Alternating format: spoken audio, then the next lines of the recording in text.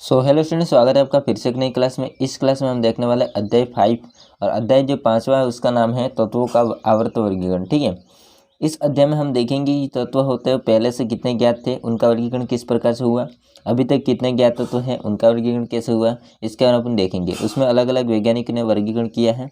तो चलिए अपन शुरू करते हैं, वीडियो को लास्ट तक जरूर देखना।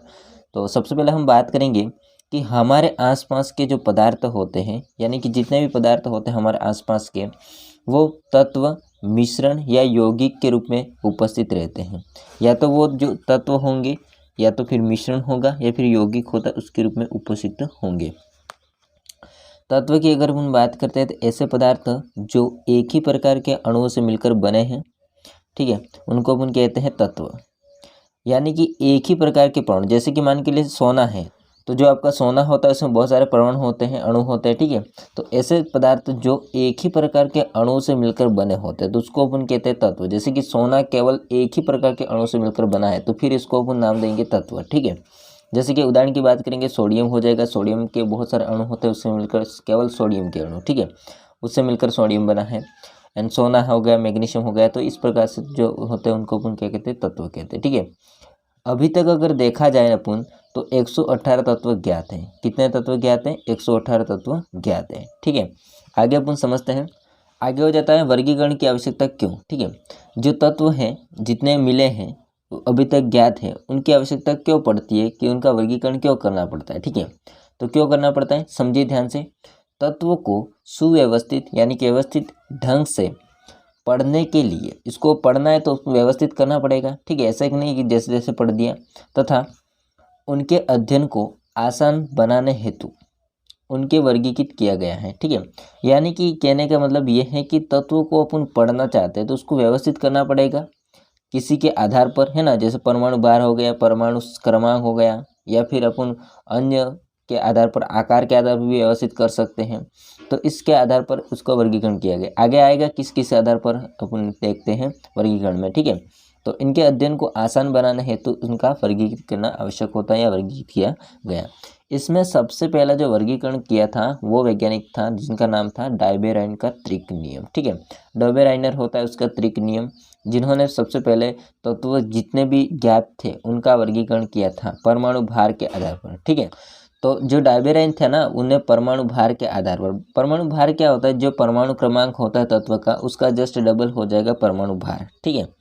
जब तत्वों को उनके बढ़ते हुए परमाणु भार के अनुसार, जब तत्व होंगे उनके बढ़ते हुए परमाणु भार के अनुसार क्रमवार लगाए जाएं तो 3 तत्वों के समूह प्राप्त होते हैं। उन्होंने क्या किया, जितने भी उनके पास ज्ञात तत्व थे उनको परमाणु भार के आधार पर बढ़ते हुए क्रम में उन्हें जमाया, ठीक है। जमा के उन्होंने देखा कि 3 तत्वों का समूह प्राप्त हुआ उनको, और इन समूह को उन्होंने कहा है त्रिक, ठीक है। उन समूह को उन्होंने क्या कहा, त्रिक कहा। त्रिक के मध्य तत्व परमाणु भार अन्य 2 तत्वों के परमाणु भार का माध्य होता है। अब कैसे होता है समझिए ध्यान से। जैसे मान के चलिए उन्होंने जो तत्व रखे थे व्यवस्थित करके, उसमें मैं तत्व ले रहा हूँ लिथियम, सोडियम और पोटेशियम। इस प्रकार से उन्होंने तत्व को जमाया था, ठीक है। अब लिथियम होता है, उसका परमाणु भार की बात करेंगे तो इसका परमाणु भार होता है 6.9, सोडियम का हो जाता है 23 और इसका हो जाता है 39.1, ठीक है। अब इसको डेफिनेशन को समझिए ध्यान से। देखिए डेफिनेशन कहती है, यहाँ पर देखिए ध्यान से, डेफिनेशन ये कहती है कि त्रिक के मध्य तत्व का परमाणु भार, यानी कि ये कहना चाहता है कि त्रिक के मध्य कौन है, आपका सोडियम, उसका जो परमाणु भार है कितना, 23। अब 23 जो परमाणु भार होता है वो अन्य 2 तत्व के परमाणु भार के माध्य होता है। इसका मतलब ये होगा कि इन दोनों साइड वाले जो तत्व होते हैं उनका परमाणु भार का अपन जोड़ेंगे और बटे में 2 करेंगे, ठीक है। तो कितना आएगा, जो बीच वाले तत्व होता है उसके मध्य आएगा, मतलब उसके बराबर आएगा। देखते हैं अपन क्या होता है, समझिए ध्यान से। मान के चलिए लिथियम का है आपका 6.9, तो हो जाएगा 6.9 प्लस पोटेशियम का हो जाता है 39.1, ठीक है, 39.1 और ओपन करना है अपन को 2, ठीक है।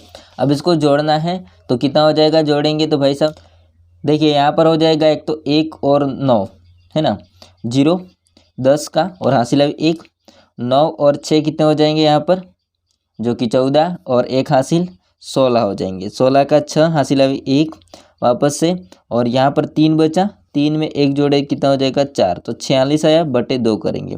अब इसका भाग देंगे इसमें, तो इसमें भाग देने के पश्चात आपको देखने को मिल जाएगा 23। ठीक है, 23.0 भी कर सकते, 23 भी कर सकते। तो आपने देखा है कि इसका मान होता है, इन दोनों का योग किया और डिवाइड बाई 2 किया तो कितना आया, जो बीच वाले तो होता है उसके परमाणु भार के लगभग बराबर आता है या फिर बराबर आता है। ठीक है, इसमें परफेक्ट बराबर आया है। अब अपन देखते हैं लगभग बराबर कैसे आता है उसके बारे में। ठीक है, जैसे कि यहाँ पर दूसरा एग्जाम्पल देख सकते हैं, कैल्शियम, स्ट्रोंशियम और बेरियम। ठीक है, इसके अपन देखते हैं।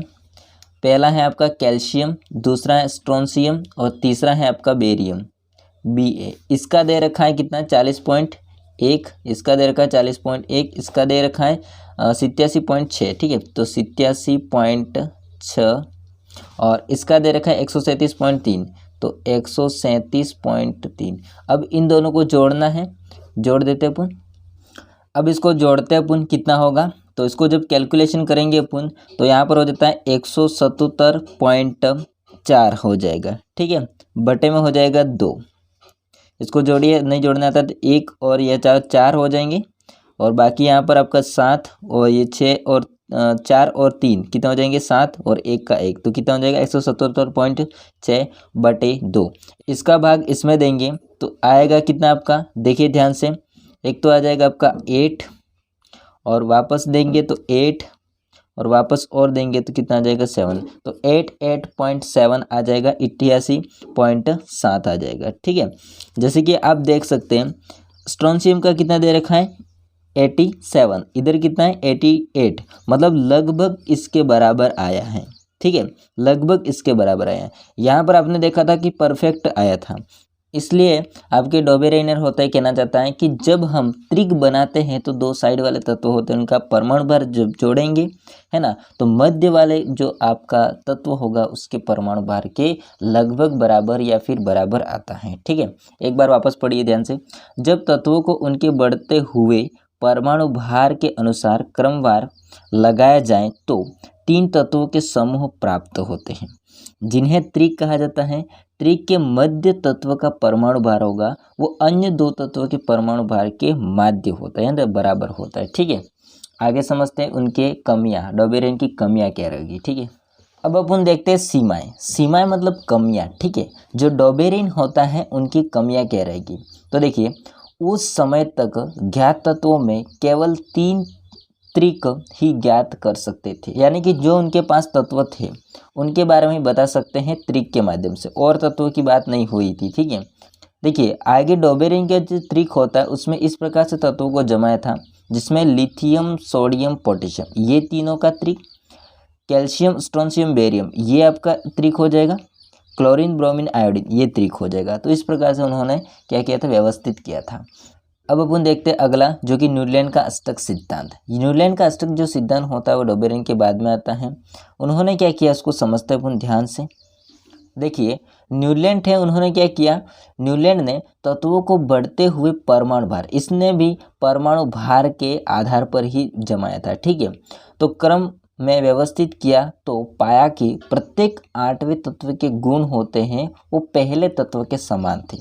अब इसका मतलब क्या होता है उसको समझिए ध्यान से, आगे समझते हैं। अष्टक सिद्धांत था वो संगीत के स्वर के अनुसार उन्होंने किस प्रकार से जमाया तत्वों को उसको समझिए, बढ़ते हुए परमाणु भार के आधार पर। सा रे गा मा पा धा नी, जिसमें आप देखेंगे तो हाइड्रोजन से लेकर के यहाँ पर ऑक्सीजन तक, फिर फ्लोरीन से सल्फर तक, फिर क्लोरीन से आयरन तक, इस प्रकार से उन्होंने क्या किया है, जमाया है। यदि हम हाइड्रोजन को 1 नंबर देंगे तो उसके नीचे आने वाला तत्व 8वें नंबर पर आएगा। यदि हम बेरिलियम को 1 नंबर देंगे तो उसके नीचे आने वाला तत्व 8वां नंबर पर होगा। तो इस आधार पर उन्होंने कहा है कि पहले तत्व का जो गुण होगा वो उनके 8वें तत्व के गुण, यानी कि उनके नीचे वाला आने वाला तत्व होगा उसके गुण के बराबर होगा। कैसे, 1 2 3 4 5 6 7 और 8, मतलब ये पहला 8, इसको अगर अपन 1 मानते हैं, 1 2 3 4 5 6 7 8 हो गया 8वां। ठीक है, पहला 8वां, इसको अगर अपन 1 मानते हैं, 1 2 3 4 5 6 7 8, मतलब ये पहला और ये 8वां। इस प्रकार उन्होंने बढ़ते हुए परमाणु भार संगीत स्वर के आधार पर उन्होंने जमाया था, जिसमें देखा गया कि पहले तत्व का गुण होगा वो 8वें तत्व के बराबर होगा। ठीक है, आगे अपन पढ़ते हैं। एक बार वापस पढ़िए। न्यूलैंड ने तत्वों को बढ़ते परमाणु भार के क्रम में व्यवस्थित किया तो पाया कि प्रत्येक 8वें तत्व के गुण होते हैं वो पहले तत्व के समान थे। इसकी तुलना संगीत के अष्टक से की गई तथा इसलिए इसे अष्टक का सिद्धांत कहा गया। इसकी जो तुलना थी वो संगीत के अष्टक से की गई है तथा इसलिए इसे अपन अष्टक का सिद्धांत कहते हैं। ठीक है, उदाहरण हो जाएगा लिथियम एवं सोडियम होगा, उस धातु के गुण समान होंगे। यहाँ पर आप देख सकते हैं लिथियम और सोडियम जो होता है उस धातु के किस प्रकार से गुण समान हो सकते हैं, जिसमें आप देखेंगे देखो लिथियम और सोडियम ये पहला माना है तो ये 8वां हो जाएगा। ठीक बात है, तो इन दोनों के गुण समान होते हैं। इस प्रकार से इन दोनों के समान, इस प्रकार से इन दोनों के समान, इस प्रकार से देखो। अब अपन समझते हैं कि अष्टक सिद्धांत दिया तो सही, लेकिन उसकी कुछ कमियां भी रह गई है जिसको अपन सीमाएं कहते हैं। तो पहले ही कमी इसकी ये है कि यह नियम केवल कैल्शियम धातु यानी कि हल्के तत्व तक ही लागू होता है। जब अष्टक सिद्धांत था तब केवल कैल्शियम जो 20वां तत्व होता है उस पर ही लागू होता था, वहाँ पर ही आपका अष्टक सिद्धांत काम करता था, बाकी अन्य तत्वों पर काम नहीं करता था। ठीक बात है। नए तत्वों के गुण होते हैं इस सारणी में मेल नहीं खाते, यानी कि जो नए तत्व के गुण होते हैं इस सारणी से अपन मेल नहीं खाते, इसके गुण समान नहीं होते। ठीक है, सारणी में तत्वों को समझित करने के लिए न केवल 2 तत्वों को एक साथ रख दिया बल्कि असमान तत्व थे, उनके गुण में कोई समानता नहीं थी, एक स्थान में रख दिया।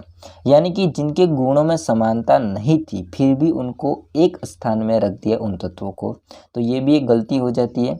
तो इस प्रकार से इनकी 3 सीमा हो जाती है। साथ में आपका डाइबेरेन का और न्यूलैंड का अष्टक सिद्धांत था वो कंप्लीट हो जाता है।